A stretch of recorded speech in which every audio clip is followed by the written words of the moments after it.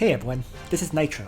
In this video, I will talk about the characters I leveled up for clearing PvE content and my Rune Stone usage as I level up my characters. Now, be aware that I could be slightly off on some of my points simply because I'm trying to recall things that have occurred over the past 6 months. However, this video should be mostly accurate. Now, the very first thing I should talk about is the first few banners and the characters that I successfully drew on them. So let me just bring up the banner order for, I guess, the international server to start. And just give me a moment to bring that up. Alright, here we go. So, the first thing I should mention is that the international server, everybody actually got to start off with the Hearto, which actually made drawing on these focus banners a lot easier in very many ways. So, with that in mind, how did my character draws work out? Well, on the very first banner set, I ignored the Elwyn Cherie banner, and I made sure that on my account, I got both Leonhard and Bernhard in very few draws. In fact, I got both of them, Leon and Bernhard, in 50 draws on this account. With me getting both SSRs in 50 draws, I was able to save up a lot of Trinity Crystals and vouchers in preparation for banner set number 2. And when banner set number 2 arrived, I drew on the Leaden Liana banner, and I successfully got both of them. This pretty much set me up perfectly for the rest of the game, because I could basically focus purely on focus banners to get everyone else. So what ended up happening was, on the banner set 3, I ignored the Hearto and Tieris because we already had the Hearto. So I did draw on Ultimuller and Luna, and the end result was that I actually got Luna, even though I was aiming for Ultimuller. So my whole strategist empire dark plan had collapsed in very many ways, because I was missing Ultimuller, I was missing Vargas as well. So I ended up having to play kind of a hybrid faction. But continuing on banner set 4, I ignored this banner because I did not play Princess Alliance, so I needed neither Angelina or Shafaniel. And I knew from looking at this image that I could always get Angelina and Shafaniel in the future because they appear in a lot of focus banners. Banner set number 5 was another critical one, and I drew on both of these banners to get one SSR from each. I got Elwyn from the Leaden Elwyn Leon banner, given that I already had Leaden and Leon, and on the other banner, I only had Luna. So in this banner, I think I got Lana from this. So I was still missing Tieris as a result.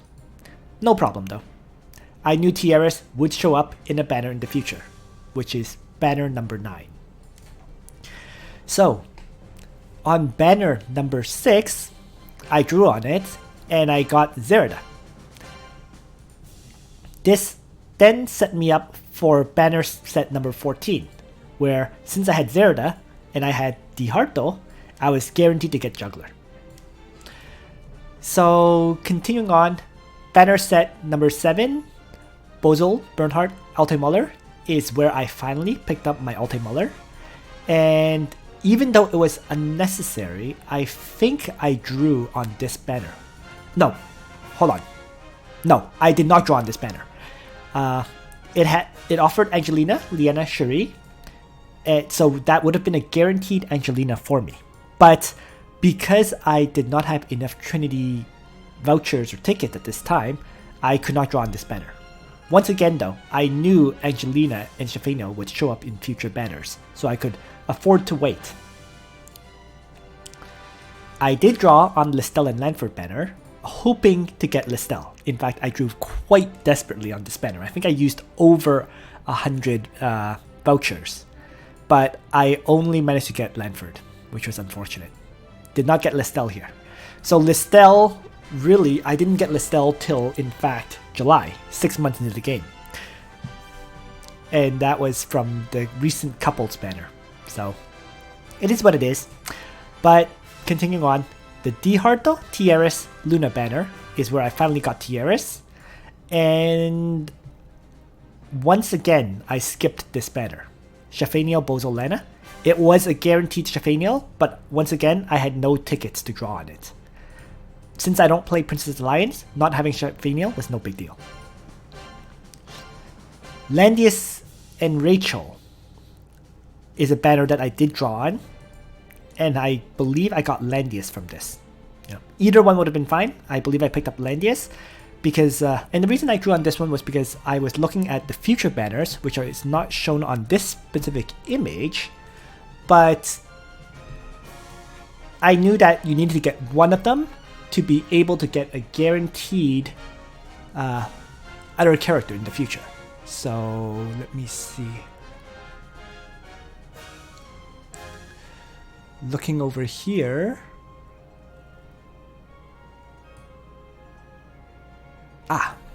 So Rachel was guaranteed here. Rachel, Tieres, Liana. But I drew on this banner and it got me the Landius. You can get Landius in the future as well. For example, right here, there's a Landius Ledin Elwyn banner. And of course, there's the couples event as well.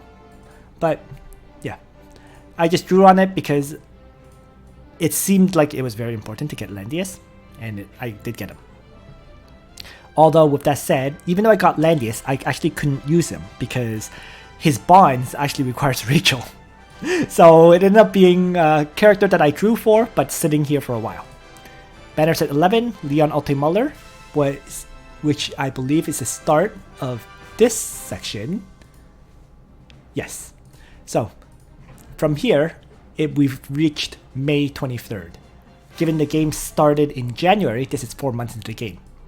And I basically skipped this banner. I already have both characters, so I didn't need to draw on it.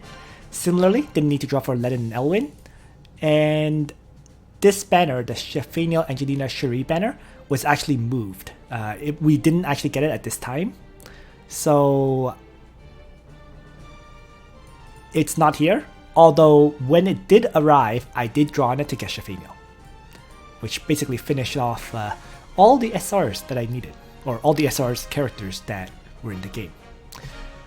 Regardless, so this pretty much shows my progression in terms of drawing for SSRs, right? By carefully picking and choosing on which banners to draw, and relying heavily on focus banners, I was able to unlock all the SSRs in the game. Although the key point was, without doubt, the first 2 weeks, where I made sure I got Leon and Bernhard 100% in as few draws as possible, so I did re-roll a few times.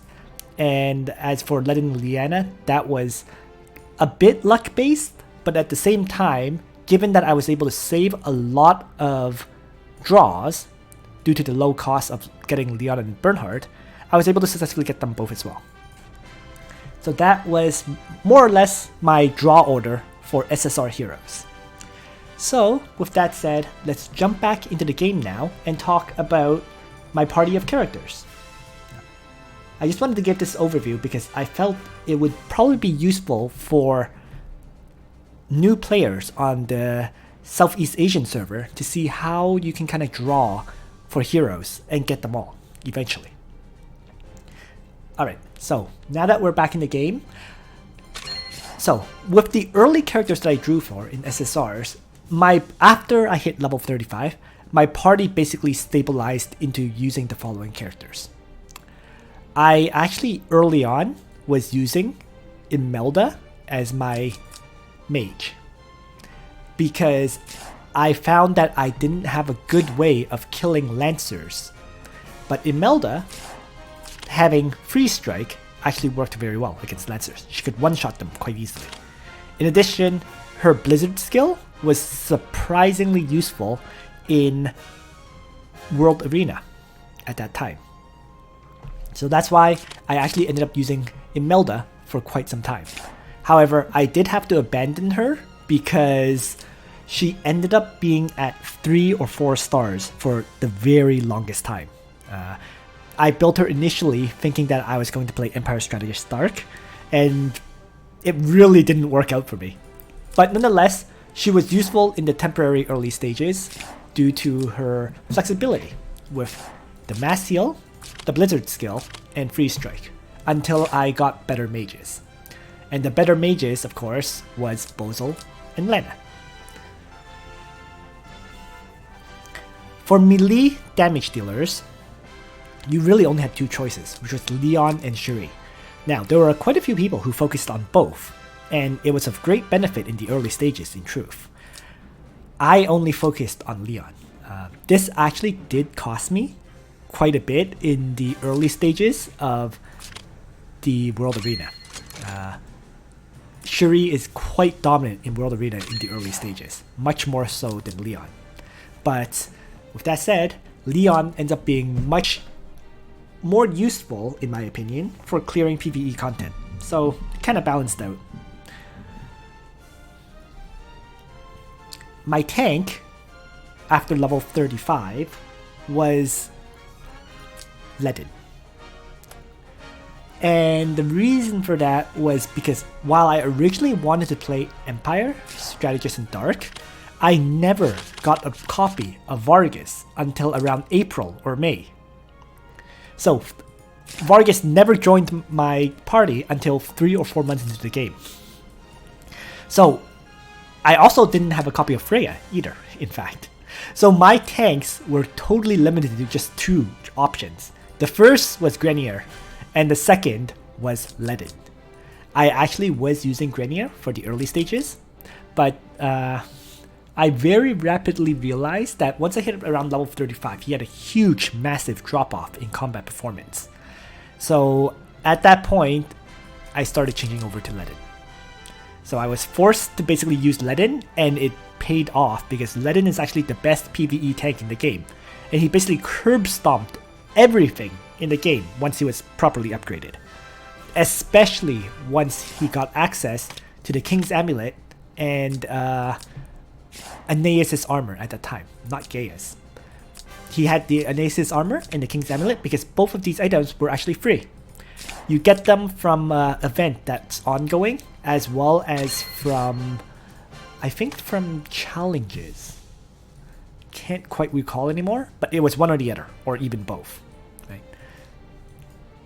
Was it challenges or was it feats? I'm just scrolling down here to see if there's any items here. Aha! There we go. See? When you hit level 50, you get a free King's Amulet. And the Aeneas' armor was definitely from the event.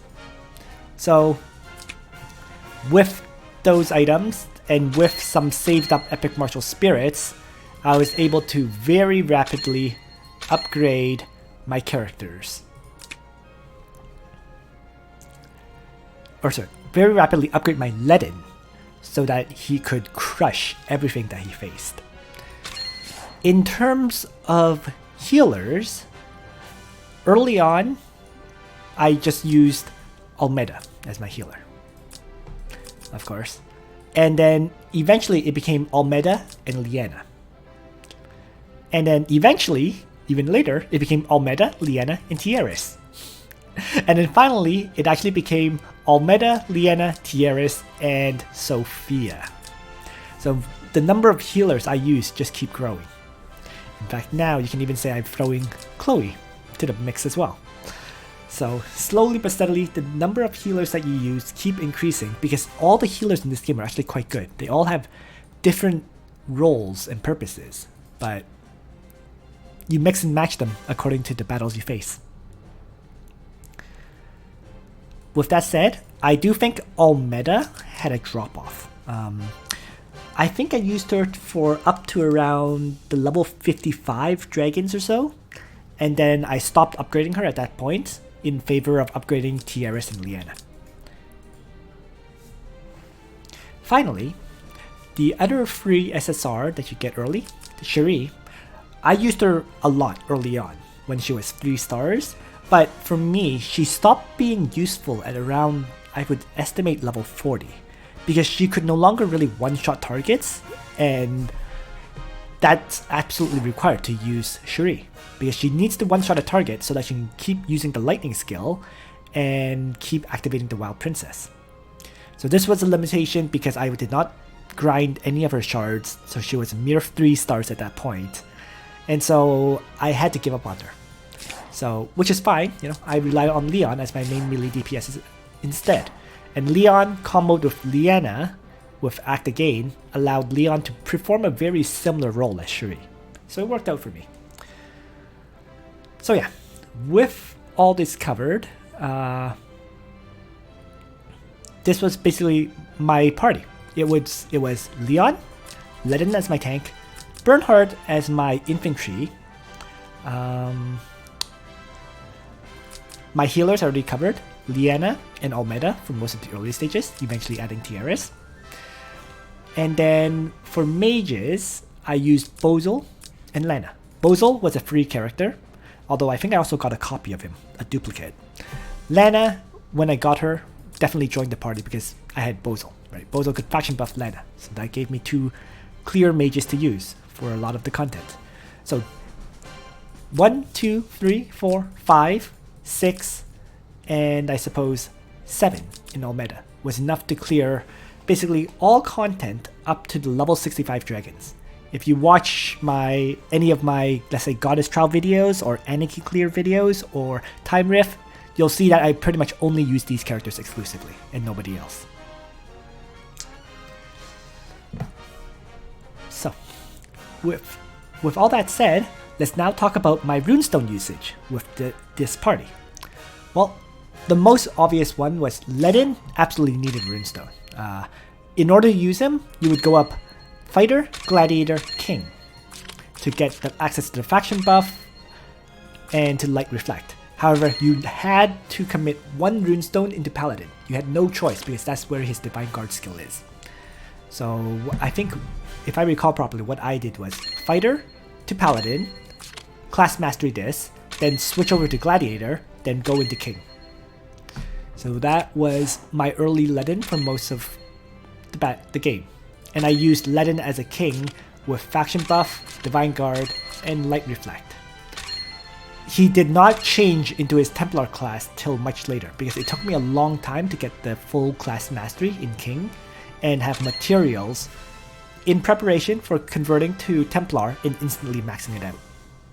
So that was my Ledin for the longest time, just these 3 classes, missing the Templar class. And it worked out. In fact, this was advantageous for the Thunder Dragon, because the Thunder Dragon is vulnerable to infantry and to Lancer class characters. So it made my King Ledin that much tougher against the Thunder Dragon. The drawback was Ledin sometimes actually struggled against cavalry enemies, especially during the time when he had nothing but Amazon champions and could not equip Phalanx soldiers, because Phalanx soldiers only come as the second soldier that's available to King Ledin. So that meant at level 35 you get Light Reflect, at level 40 you get the Heavy Infantry, at level 45 you get Burning Sun, and only at level 50 do you get Phalanx. So there was a huge, struggle from level 40 to level 50. That was the most challenging stage of using Ledin as your tank. Yeah. Because you only had the Amazon champions to rely on when fighting against cavalry enemies.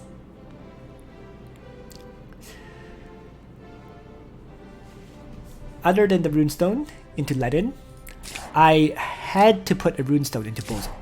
This was because when I started, I had gone Bozel from Mage to Summoner. And then I realized I had to get into Runestone to get into any other of the tier 2 classes. So I Runestone into Dark Mage to get Dark Reaper. Then I was able to get the free access to Dark Prince for the faction buff in Earthquake. And that was how I used my Bozel for the longest time with these classes.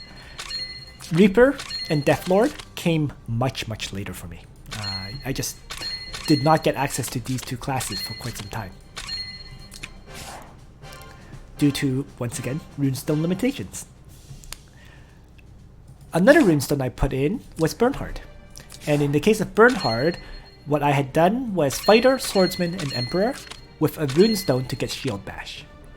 So he would generally be using Imperial Power, the Rupture skill, and Shield Bash for his third skill. Didn't really bring Hegemony because I didn't realize just how useful Hegemony was in general.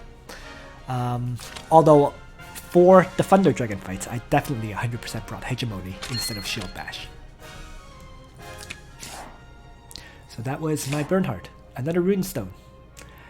And so that was the 3 Rune Stones that I really put into my characters early on. From there, I slowly used Rune Stones to upgrade my core party members at that point. For example, Leon got 2 Rune Stones, so he had access to both of his classes, Grand Knight and Royal Knight. I definitely went from Knight, Grand Knight, and Strike Master early on. So my Leon, right from early on, he could have Legion, he could have Chivalry, and he could have the Assault skill. This standard setup, I got him very, very early on.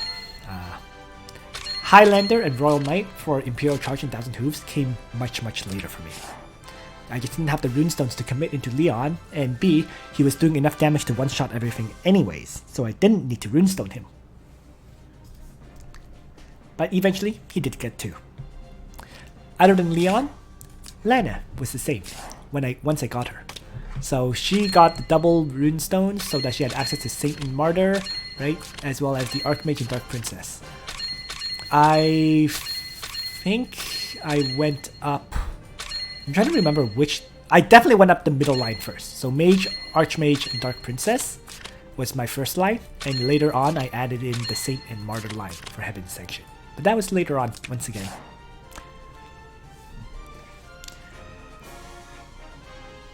Bozal was another character that got 2 more Runestones, of course, because you absolutely needed to get Bozal up for the Seal.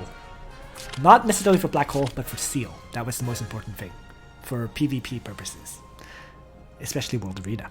So that was another character that I had Runestoned up later on to fit into my core party. He then generally ran with the faction buff, with Earthquake, and with Seal, whereas before he usually ran with faction buff, Earthquake, and Fireball. So that was just a minor modification to Bozal's setup. And last but not least, of course, Bernhard eventually got another Runestone so he could finish off his Brave class, and that's actually where I ended up with my Bernhard, right? I just never bothered to change him back to Emperor after I did the class mastery here. And similarly, last but not least, was Ledin, who finally did eventually get 1 more Runestone into his Templar class, so he could get double class mastery and be a Templar rather than a King character. But that occurred very, very late. Before that, before I even did the Runestone in Ledin, in fact, I think I actually put a Runestone into Lester, because I realized just how critical Lester was for clearing Timeless Trials easily, or at least a lot of the Timeless Trial battles. If you're smart, you could have just gone into Pirate and Highlander directly for move a gain, and you would have been fine. In my case, I had actually went from Pirate into Dragon Knight. Then I realized that I needed to be able to move a gain after I used Chain Hook, so I had to waste a Runestone into getting that.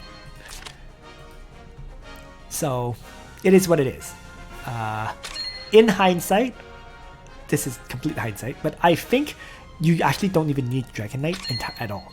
You probably could have gone into Pirate Highlander and saved the Runestone, and if you really wanted to put the Runestone into Lester, put it into Serpent Knight and Serpent Master so that he has Tidal Surge. Because with Tidal Surge, he effectively has 5 movement anyways, since it would be 3 movement plus 2 movement from Tidal Surge, and then he would Chain Hook and then move a gain to retreat. So it was a bad choice overall, I think, to put my Lester into Dragon Knight. But on the flip side, he's doing his role for me. Whenever I bring him, he can Chain Hook characters and retreat, so I don't particularly regret it overall.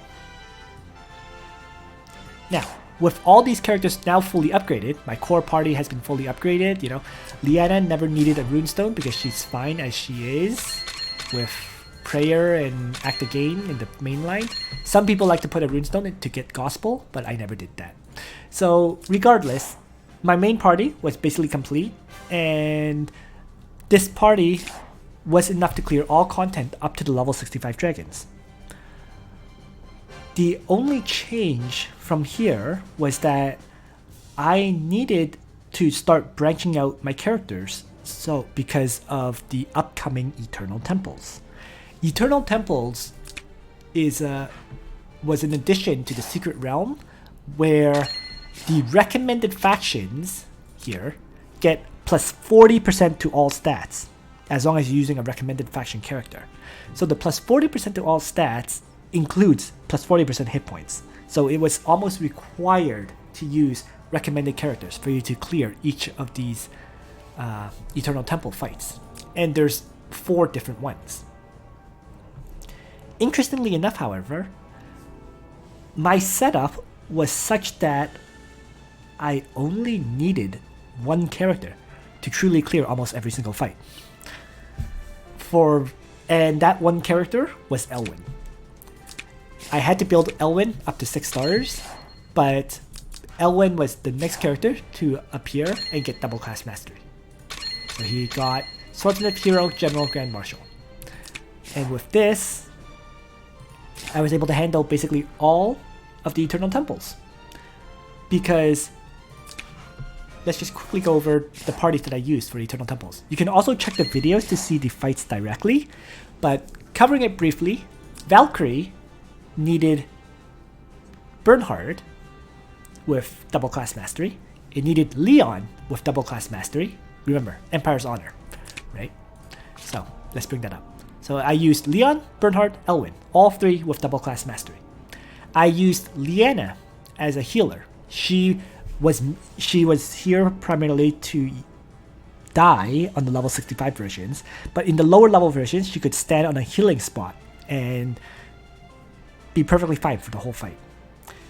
And the very last character that I brought for these fights was actually Roga.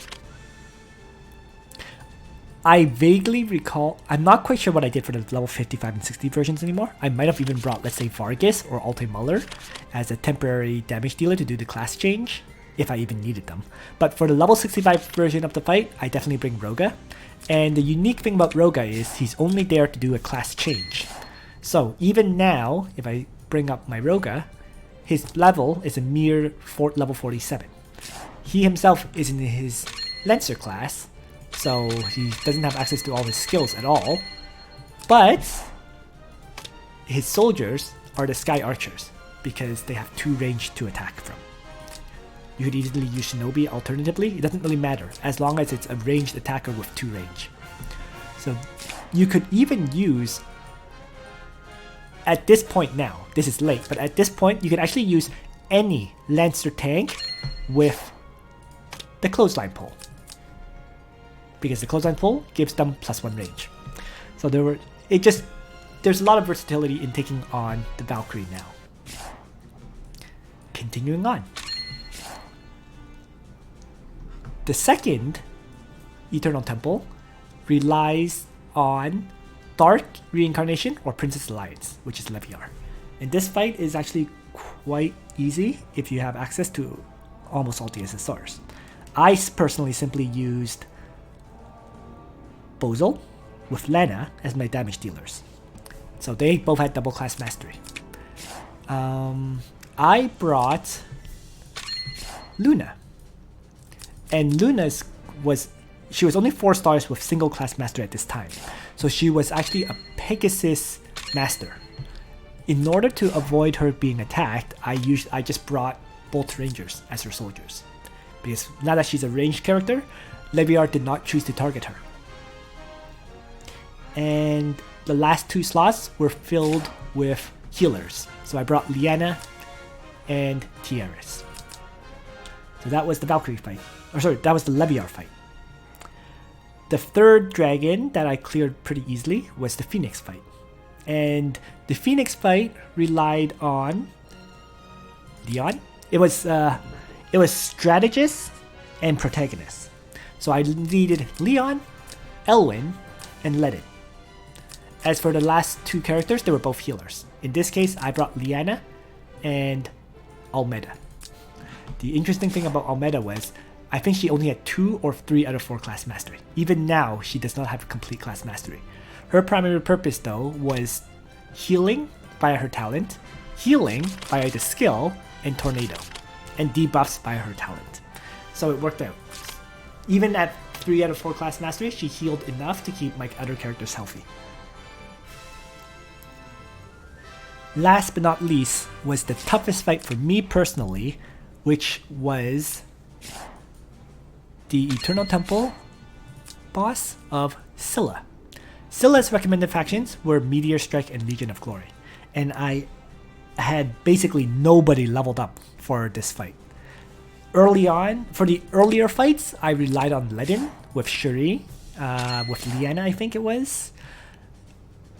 I can't really recall the other two. I think it was Elwyn, Ledin, Liana, Shuri, and it was probably a second healer, Almeda. So that was for level 50 and 55 versions of the fight.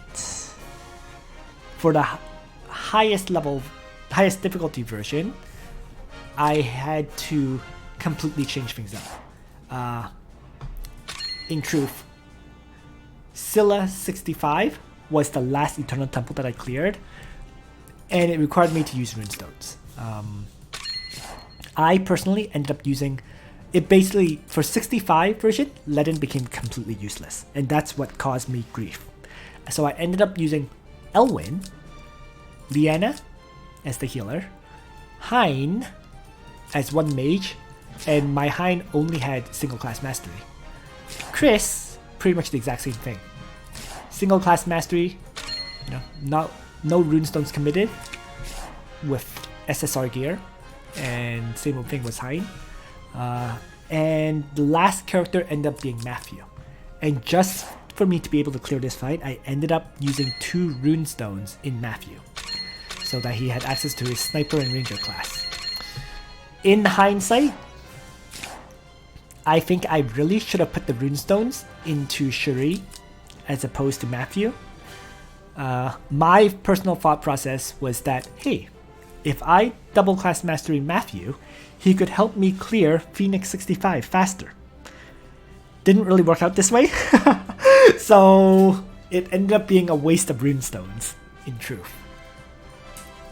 So yeah, putting the 2 runestones into Shuri would have balanced things out for my party in general, because to this day, I don't have a double class mastery flyer class character at all.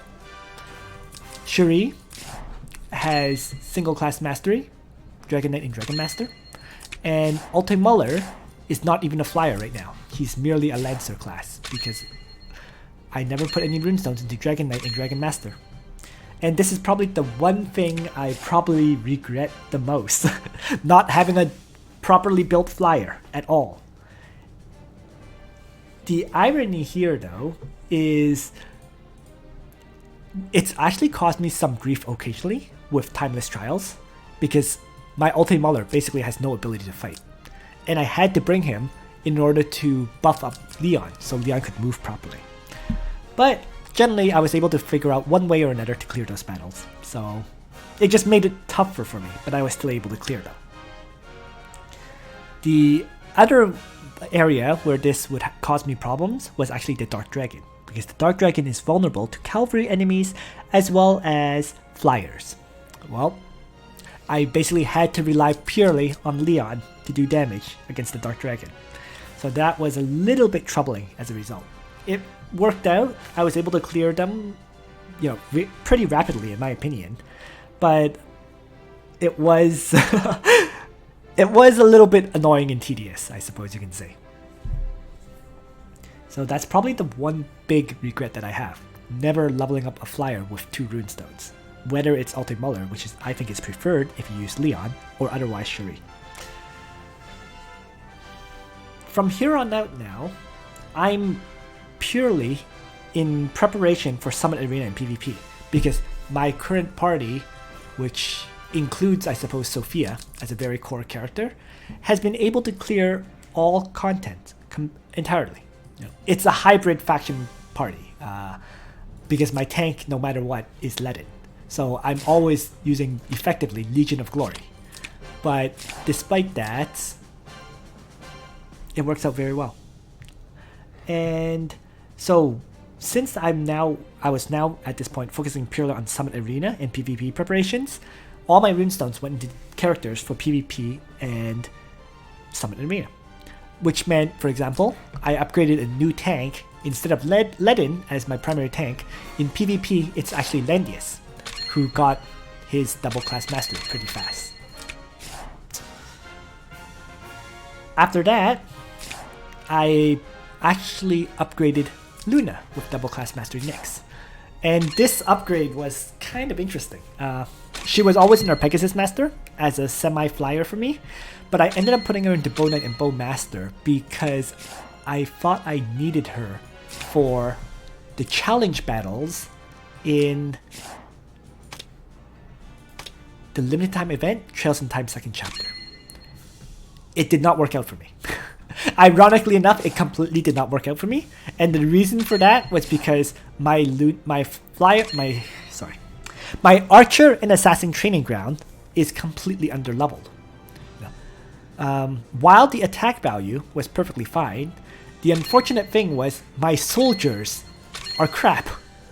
Demon hunters are level 0, so they have a 30% chance to reduce enemies' mobility by 2. For the record, at level 10, this goes up to 100%.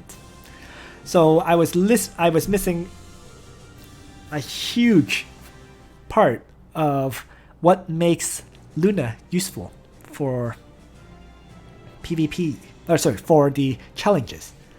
And similarly, the Bolt Rangers, which would reduce the amount of damage your character takes when attacked, they're only level 4, right? So there's only a 50% chance of this occurring. Once again, at level 10, it goes up to 100%.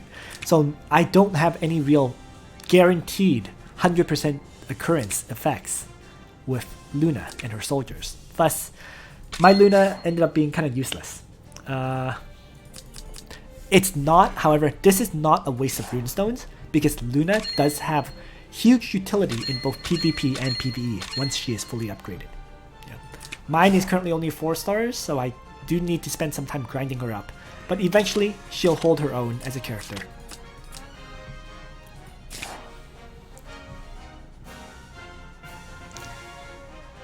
As for other characters I put runestones in, the last character that I put runestones in is something that's occurred just last week, in fact, and it's Listel, whom I have put 1 runestone into at this time.